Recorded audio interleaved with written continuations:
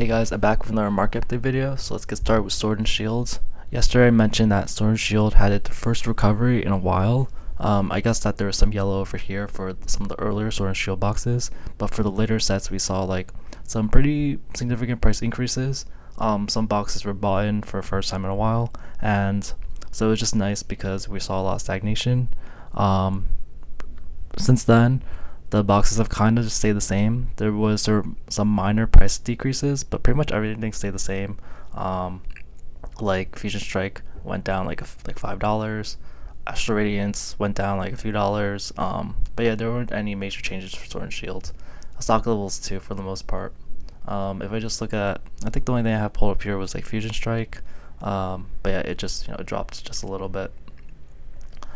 For Scarlet Violet, so I do want to talk about Scarlet Violet. The two notable changes I see are with Twilight and with Surging. So with Twilight, so this is just me trying to look ahead of time to just see market hints. But Twilight had a drop not too long ago. It was on the 19th. So it went from it was kind of staying around the 200 mark. It just never really surpassed 200. It was in the 190s since the 13th from the 17th, and then since then it got to like 180. I think it's because around that time there was like a Best Buy MSRP deal, so people were getting it, and there was just a little more supply in the market. And so there hasn't been a big price increase or anything, but it's been about 170, 178, 179. So I see a 179, so it's not much difference. But I have been looking at Twilight because I'm it should rise. People might be afraid of reprints, but other than that, it's people want to pull the Greninja, so it should rise. So I've just been looking at the set. Look at the sales data. Even though I see the 180, pretty much the $180 amount, I do see a couple boxes selling for 190. So some people did buy it. And I look at the past data. There hasn't really been a $190 deal in a while, so that gives you optimism. Looking at pretty much people look at two things: where the box is selling for, what's the listed price, and what is it sold for. As it hasn't sold for $190 for a while, so that is a little change, and it's not breaking news, but yeah, again, I do like to try to look for these things ahead of time, especially when it kind of makes sense that the price would increase soon. And so no, I just want to see if there's any last chance or opportunities. For Surging Sparks, it crossed 250, and it's kind of the first time since I think there was one day in the past where it was I think I saw it earlier, 255.99 on the 20th. But aside from that, it's been kind of stuck in the 230s, 240s for a while. It would get really close to 250, but I'd never really see that's a 250 exact. But yeah, we're seeing a 253. Yeah, Surging Sparks has had its sort of slowdown, but it hasn't really crashed at all. It's still 6-month range, you see it's still going up. 3-month range, it's still kind of steady. And then 1 month. So, and then quantity has decreased quite a bit. That's being bought just this month. It was usually 60 a day, and then 50 and 40, 20.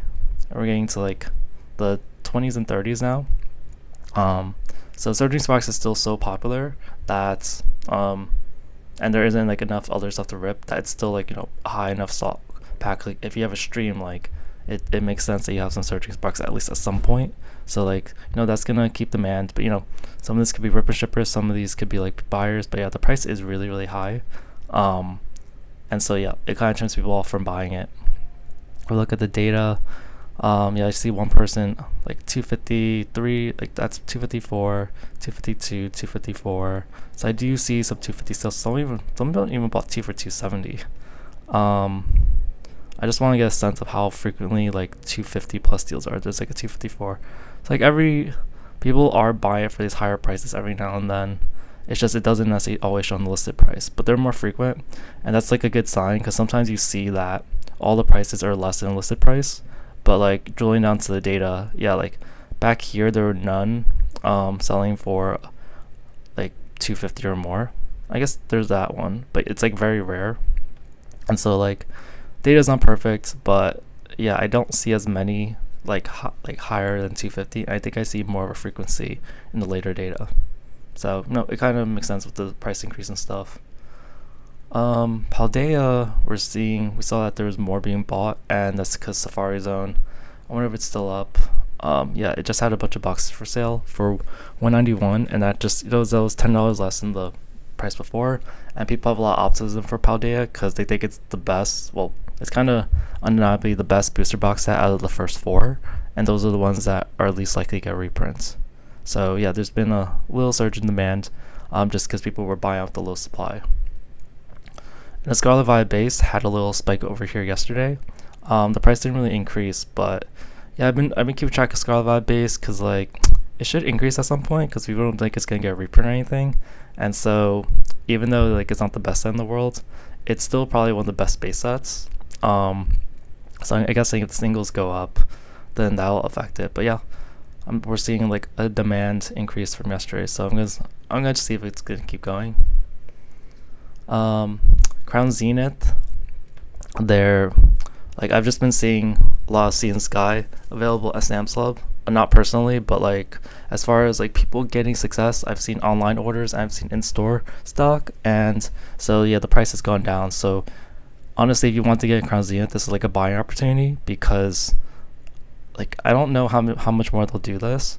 We're in a kind of weird state where Pokemon's probably trying to print a lot more, so maybe they're just trying to print Sea and Sky. I don't really know, but yeah, like Sea and Sky, there was like usually it's like 10 to like something like the high point. There's a high point before like 40, but usually it's like below 20, maybe around 10. And yesterday there was like 60 sold because the price had just more entered the market. People are trying to offload their boxes. The packs, they also went down, like the demand for loose packs has gone down a little bit. Like it's only like 100 something, which is usually at least 200. When I look at the table for that, yeah, it's because I didn't actually do the price per pack, but I'm pretty sure it is still cheaper than Crown Z at Sea and Sky. Yeah, so Sea and Sky is still the cheapest. So honestly, like $6 Sea and Sky, $6 Crown Z in fact is still a pretty good deal. Yeah, this really is like we're kind of in a state where I don't know, like if they keep printing more, sure. But if they don't, like people keep thinking like, hey, this is the last chance. And of course, if you can get MSRP like at cost stamp sales prices, obviously great buy. They're worth more, you could resell them, whatever. But yeah, everyone's like looking out for the last chance of Crown Zenith, because at that point, like because they keep trying to just pin down Crown Zenith, but it's so popular that it keeps coming back. The bundles are here, and there was a slight increase in demand for them, and the ETBs didn't really change much. For 151, the main change I saw was that the PCTB had like a slight increase in demand. These bars look a little more dramatic. I guess 2 versus 4. So a lot of times it's like 2 being sold, occasionally 4, and then you see 5 or 6 the last 2 days. So it seems like there is more interest in PCTBs. I think with the 151 ETBs, people are more confident that they won't get reprinted, and like it's pretty obvious that if you're going to invest in any PCTB, like 151 is going to do great. It's like having Evolving Skies ETB in a sense. Like just the pack prices and whatever is going to do great. Like people are going to want in the future. It's going to be a big collector item, and people are going to be tempted to try to pull the Snorlax because it'll probably still have value in the future as PSA 10. So there's a lot. That's why I like about PS. Like that's one of the big things I like about PCTBs. Like I don't have that many because I didn't really get in on them. I didn't really believe in them before, but normal PCTBs, like no one really wants to open them because why would you open them? Like just open the loose packs or normal ETBs. But like there is a supply of PCTBs will decrease over time because people will open them for that promo card, and so it's slightly closer to booster boxes than the normal ETBs. So yeah, aside from the stamp promo, like it's just that people will open it for that reason. Prismatic evolutions. So again, I'm trying to see if there wasn't really much change. The main change was, or actually was there a change? We go over here, Prismatic. So I looked at the differences. The main change was again the PCTB, where it went up. Yeah, ignore that minus sign. It's just like it's the previous day price versus the current day price. So the main change is just like the PC TV, which went up like $10. Oh, do I not have it up? Oh, it's over here. No, that's the normal TV. So yeah, the PC TV just went up about $10. Generally, demand has been kind of steady-ish, usually about like 20 sold a day. Yesterday went down a little bit. But yeah, I'm like wondering if there's like an increase in PC ETB demand in general. I think most people think that the Prismatic won't be volatile. There's even rumors that they'll be reprinted. I'm not really sure, but yeah, that's what people are starting to think at least. But yeah, there's no confirmed stuff for that. And I mentioned before, I like to look at the little things like increases demand. So like there's this little spike in demand of like an extra 100 ETBs bought a day for this. I know that like streamers like opening Prismatic Evolutions ETB, like it doesn't really make sense price per pack always. Although price per pack is still pretty low at this point. Like it used to be much higher. Like if I go back to the $150 prices, so back here, actually even then like they were comparable. Like back then, pre-ordering, it'd be like 16 something a pack versus a Sylveon Tech would be like 16 something. But then there'd be like other cheaper options. And the price per pack is still kind of comparable. Like it's only $1 or $2 more. And I think you can sell the EV card. So yeah, people do still buy the PCTBs because the price per pack difference just isn't that great. Like isn't really that different.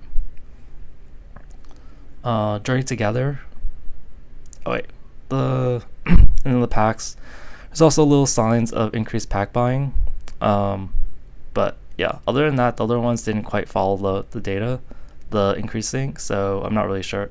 It followed in general, but that's just because like it was released recently. Yeah, it hasn't even been that long since Prismatic was released.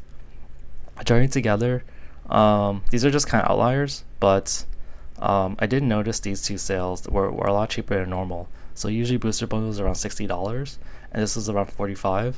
And then this is supposedly 4 Pokemon Center ETBs for about $500 something, and that's like really really cheap because these are usually $200, at least relative to market price. So normally PCP 200 it'd be $18 a pack, but that's about $135 a pack, and so it's only about $12. Like I say only, but you know, like that's cheaper than a normal ETB. So I actually, now that I think about it, like since it's close to a normal ETB, I feel like it was just a mistake. They didn't really mean Pokemon Center, but yeah, it says Pokemon Center, so I don't know. I get the feeling that that transaction will be canceled. Alright, that's it for today's video. Thanks guys, bye.